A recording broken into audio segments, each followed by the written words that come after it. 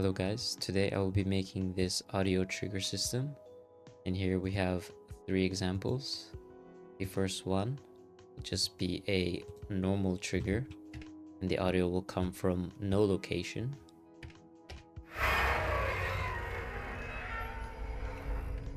The second type, indicated by this red line, shows where the sound will come from. So as we tilt our head, you can see that the crying baby is over in that direction. And for the last one, we can connect multiple sources and change their properties randomly, just like this.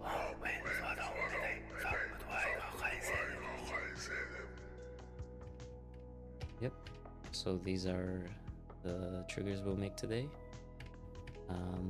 Yep, let's begin.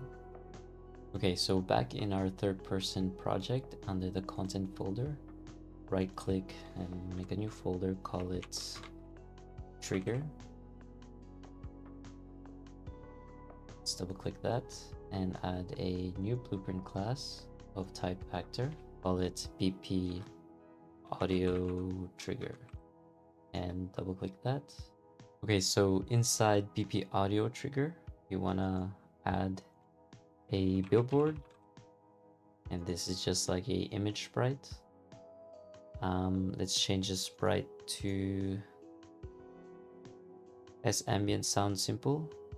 And if you don't have this, go back to the content browser and under settings, if you go to the section content, show engine content, and so that will give you access to those sprites. Go back in the audio trigger, let's duplicate it and call it audio sprite. Oops. And let's drag audio sprite into billboard, make the billboard the parent, and on audio sprite let's just drag it up on the z-axis by 100, and let's make sure this lock icon is on so we can change all 3 of these scale to 0.5. Let's also change this sprite. For now, let's just use this cloud, and so this will indicate, it'll give us a visual indication of what type of audio when we have multiple sound triggers. And that's just to help us remember what sound we have attached. And before we make the audio trigger box, let's actually duplicate this BP audio trigger. Let's call it BP audio source. Let's drag that in as well. So this will be the location of where the sound will be played once we hit this trigger. So let's add that trigger box now, box collision. Make sure that's the attaches to the default scene root, and let's change this thickness of it. I'd like to use 5. Compile and save. And so now this trigger box, we can scale it here independently of these 2 sprites.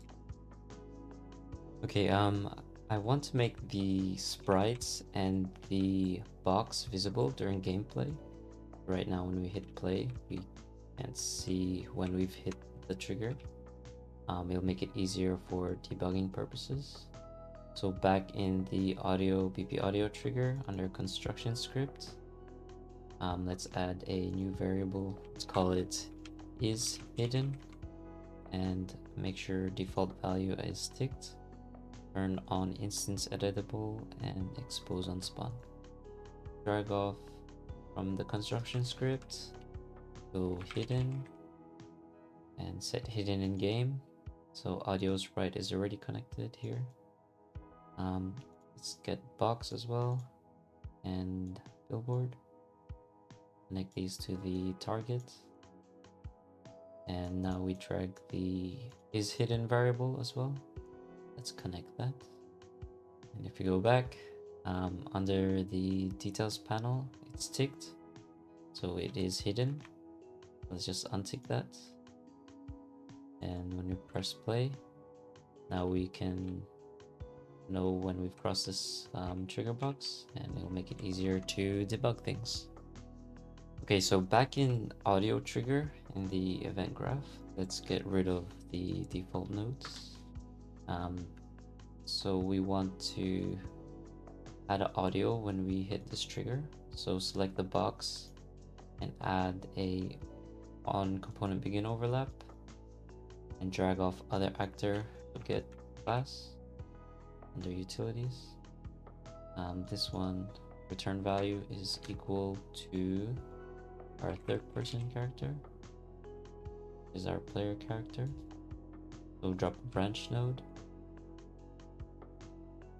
and connect that to the condition. So if we run over that box, let's play sound and let's select camera shutter. Yep. And actually, before we continue, we want to add another condition. So under variable, have is div question mark, and make that instance editable as well, and expose on spawn. File that and make sure the default value is ticked. So let's drag that and add a and boolean, and let's put both into the condition. We added the is active variable in case we have two triggers and we want, say, the right one to not be active yet, but as you can see here, it doesn't work. And this one has the other audio trigger when we overlap this box. So during gameplay, if we want the player to do something specific to activate this, we can later on, like that. Okay, so now let's play the audio at location. So in the audio trigger, let's get rid of the play sound 2D. Instead, we will add a play sound at location. Let's connect that. And so now we need to pass in the location from audio source. So under variables, let's add an audio source variable and change the type to audio source, maybe audio source object reference, instance editable, and expose on spawn. We'll compile that, and let's drag that in here, and let's get the actor location, and let's connect that. And also for the sound, let's expose this one as well. So promote to variable, let's call it instance editable, expose and spawn. And let's just I added this whispering noise here, and I got this in an audio pack, so I just chose this because it's a bit longer. Let's get rid of this left trigger, and now in the details panel we can choose the audio we'd want to play. Let's just choose that whisper thing, that one. And under audio source, let's select this eyedropper tool and select the audio source here. And yeah, let's test that out.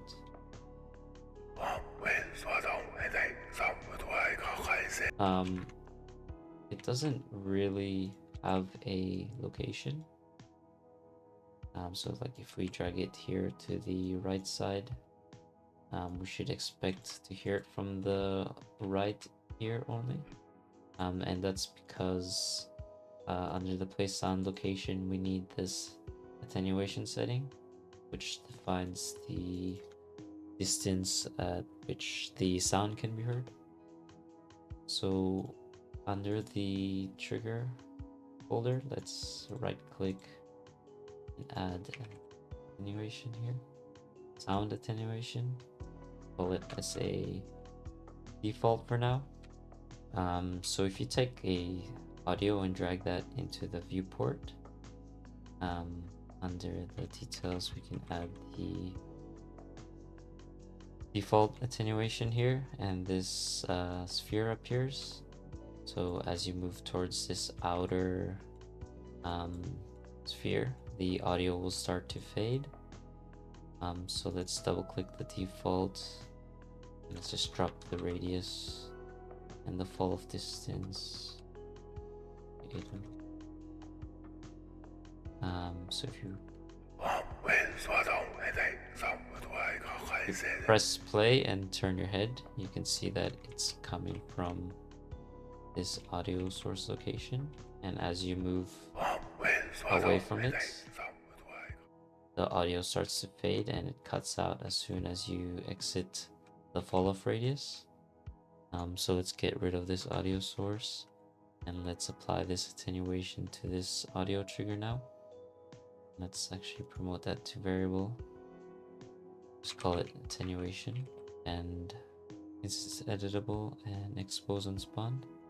So we expose this just in case we need different attenuation settings on different triggers.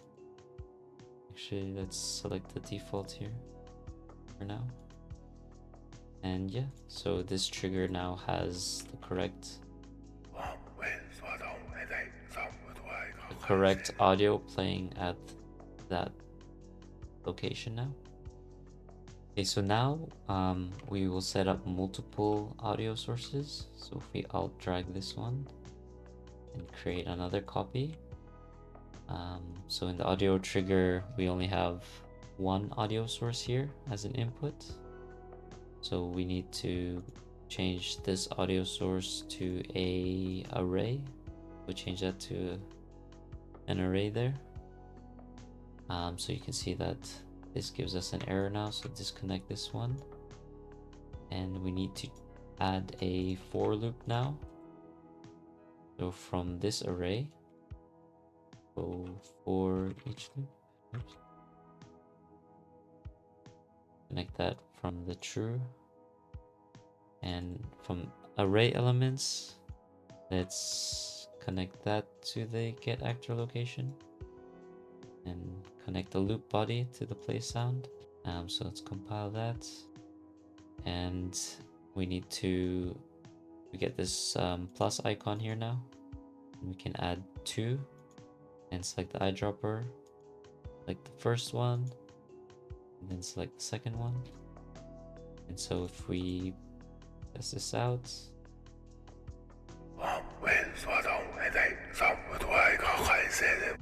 right now it might be a bit hard to tell that there are 2 playing. So what we can do, just add a random pitch multiplier here. Let's get a random float in range.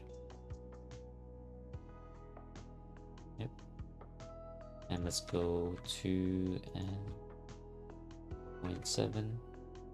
Connect that to the pitch multiplier. Let's drag this one here a bit actually. And let's test that out.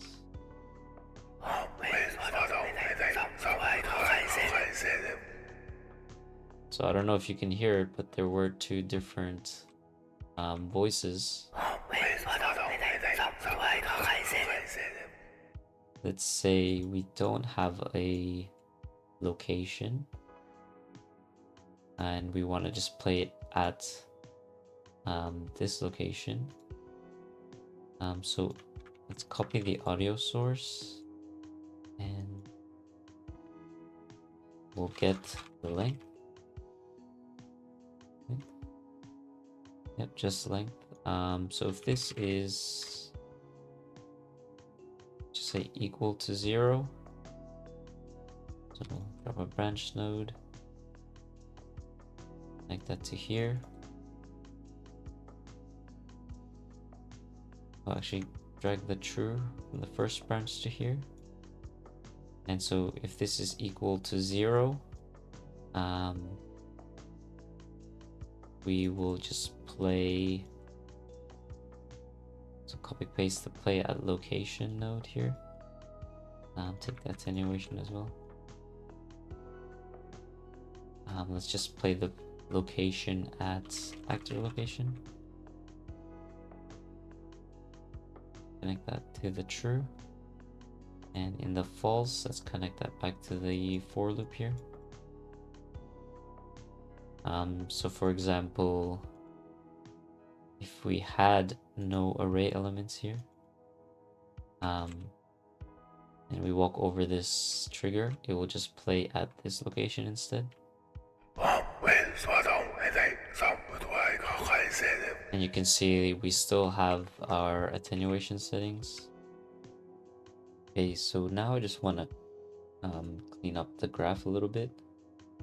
So we're playing this using these nodes twice here. We'll highlight these ones and collapse to macro. Let's call it play sound. And let's double click the macro and make sure this get actor location target is in the inputs. Let's change this to a source. And now we need to drag off the first macro and get reference to self.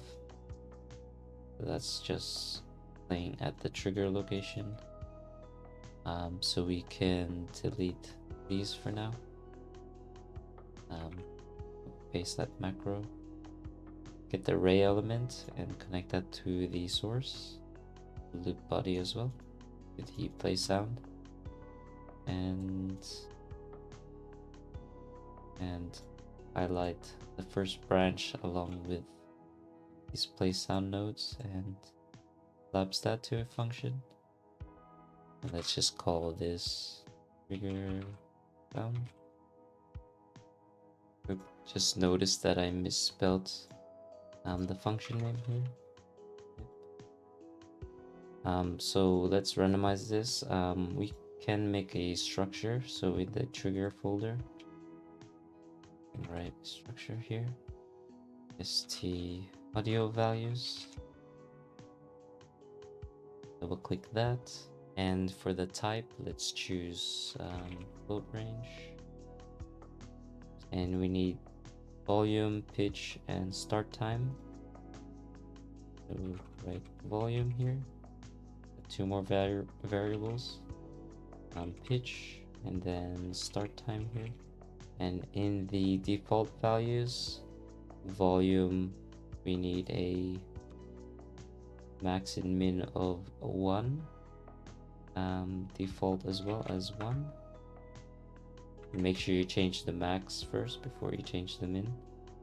And in the audio trigger, we can add that as a variable now. So let's say st audio values here. Search that audio values, and let's expose this one on spawn and instance editable here. Let's compile that, and let's drag this one out. And we need to break the structure. Oops. Make sure it's single, not array. Just like that. So break this one. And for each of these values, we need to break it again. So we get the lower bound and upper bound. And from there we do another break, copy paste that, and here we get the minimum value and the maximum value. And since we've been repeating these 3 nodes, we can collapse this one to macro as well. Collapse to macro, say get value, just double click that, let's just get a random float in range. Get rid of these outputs, and we only need 1 from it, and connect these 2 values here. And let's jump back to here, and let's copy paste this twice and connect these from the pitch and the start time. And so from these 3 now, we can add it to our play sound at location. So volume, pitch, and start time. Compile that, and we can just collapse these nodes to make it look neater. Say random values. Okay, so let's test that out. So if we select this one, and now we have this drop down menu. Actually, let's change the name of this one as well. Let's just call it audio values. So under audio values, volume, pitch, and start time. So let's randomize these a bit. So let's change the pitch to 2.5. Let's change the start time as well. We can try just offset it just a little bit. 5.6. Let's test that out. So that was a random at this location. Let's try it again. So you can see there, it's the pitch was a bit faster. Now we can add 2 audio sources and test that out as well. Select the second one.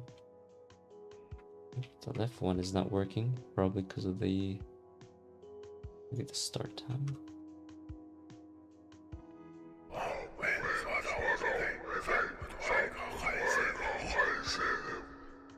So as you can see there, different pitches for both of them. And yeah, so these random values now work. Okay, so I'll head to the construction script.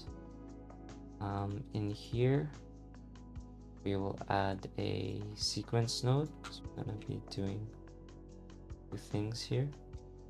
So the first one is we set the sprite of our current actor. So we can promote this one to a variable. Call it sprite image, instance editable, and expose on spawn.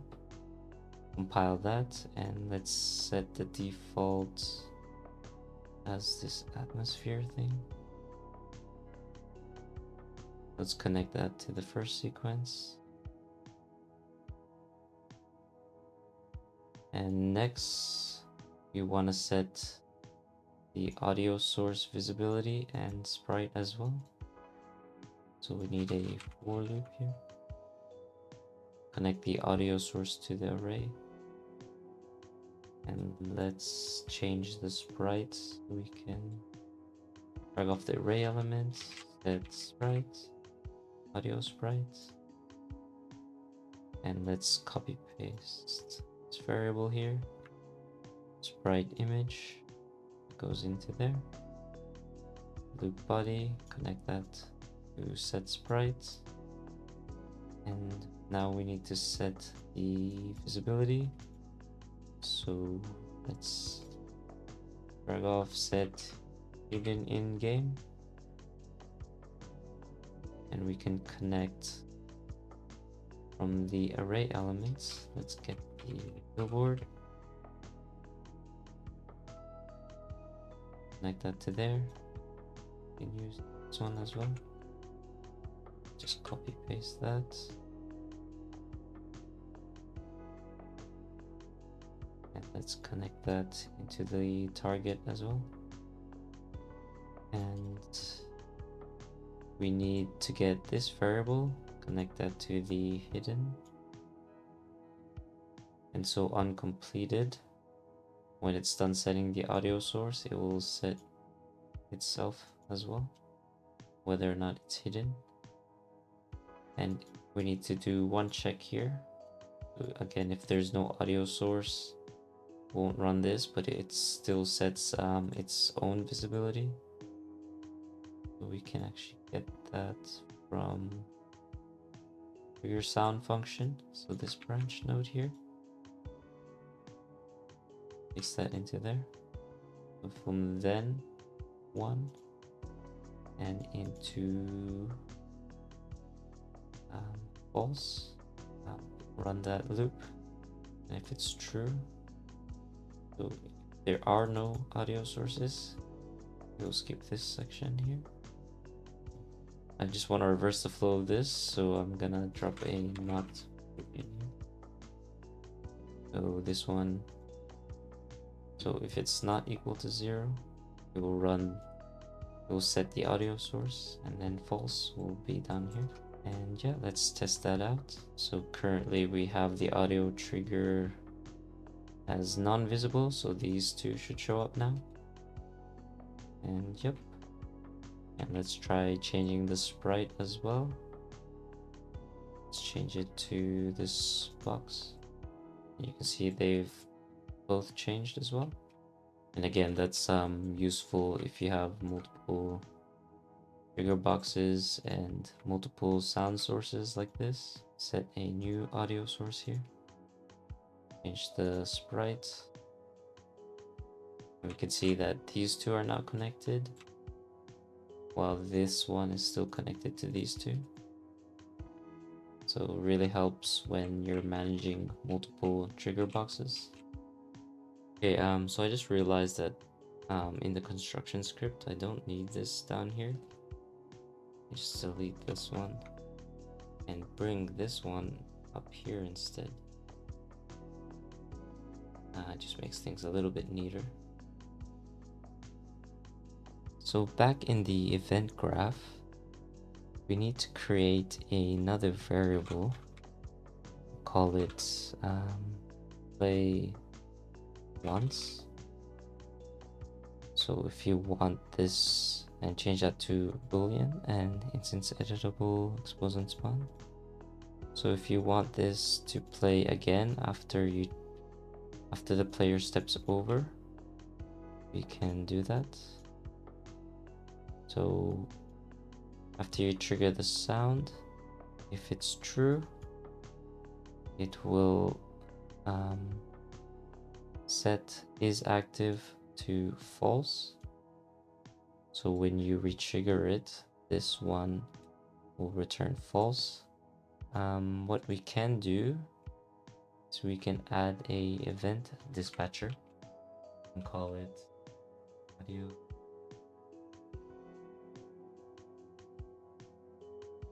And so we will call this here, attach that to here. And so with this dispatch, we can bind events to it.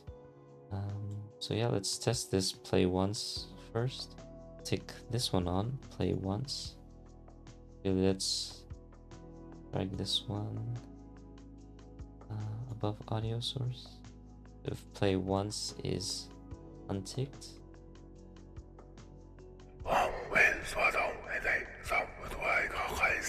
so after that plays, let's see if we can trigger it again. You can see there we get a random pitch each time.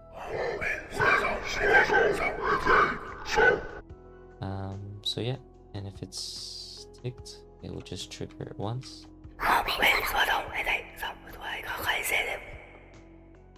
And yep, so that only plays one time. To finish things off, I'll just show you an example using this event dispatcher here. So let's get rid of this one for now. So let's drag this cube. So we'll say when we trigger this, this cube will be destroyed. So if we go to the level blueprint up here, and let's go event begin play, and select this cube here, right click, create a reference, and now we can also select the trigger box, create a reference to that as well. And from the trigger, audio trigger, we do bind on audio trigger dispatch here and connect that to the event begin play. And from this event, we can create an event. Actually, can just add a custom event. But this is just a direct link. Let's just call this destroy cube and destroy actor. So, oh, let's also play a sound, another sound. Explosion sound here. So just drop a delay node here. Maybe 1 second. So let's change this audio source to something a bit shorter. Maybe something. Is that one? So when this audio is triggered, call this dispatch. It will run this event here because it's attached to that dispatcher. Let's test that out. I'll trigger this noise here. And in a second, that cube gets destroyed. So you can be creative. You can have audio triggers that can open and close doors. Like jump scares happen, you can start flickering lights with this dispatch. And yeah, I think I've covered everything about this audio trigger system. So we've set up multiple sources, locations, and we've got this nice settings here where we can randomize volume, pitch, start time, and also change the sprite images. And yeah, I guess that's it. Thank you for watching. Bye.